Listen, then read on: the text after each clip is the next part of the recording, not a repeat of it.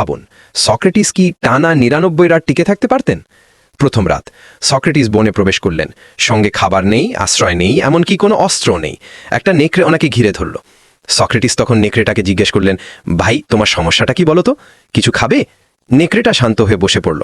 বোধহয় ভাবল, ব্যাটা পাগল নাকি। তো সক্রেটিস একটা সঙ্গী পেয়ে গেলেন। সপ্তম রাত তিনি কিছুই তৈরি করেননি, কোনো ঘর নেই, আগুনও নেই। একটা গাছের গুড়িকে বালিশ বানিয়ে মাটিতেই ঘুমাচ্ছেন। হঠাৎ গাছের ওপর থেকে একটা কঙ্কাল ওনার গায়ের ওপর। সক্রেটিস শান্তভাবে প্রশ্ন করলেন, অস্বস্তি কি শরীরের অবস্থা নাকি মনের? কঙ্কালটা বিভ্রান্ত হয়ে উল্টো দিকে দৌড়ালো। ১৪তম রাত অঝরে বৃষ্টি পড়ছে। সক্রেটিস পুরোপুরি ভিজে একাকার, কিন্তু ঠায় বসে আছেন। একটা ভালুক তেড়ে এলো। তিনি পালালেন না। ভালুকটাকে জিজ্ঞেস করলেন, তোমাকে ভয় পেতে কে শিখিয়েছে বৎস? ভালুকটা থমকে দাঁড়ালো এবং নেকড়েটার পাশে গিয়ে বসে পড়ল। ৩০তম রাত এখন তো ওনার বিশাল ফ্যান ফলোয়িং। নেকড়ে, ভালুক, ৩টা প্যাঁচা, একটা হরিণ, আর সেই কঙ্কালটাও যে বারবার ওনার কাছেই ফিরে আসে।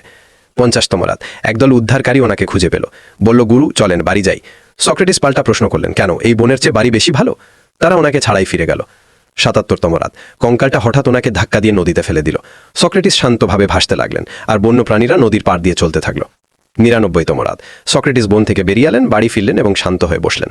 ছাত্ররা জিজ্ঞেস করল, গুরু কি শিখলেন? তিনি উত্তর দিলেন, যেটা জানতাম সেটাই আবার কনফার্ম হলাম।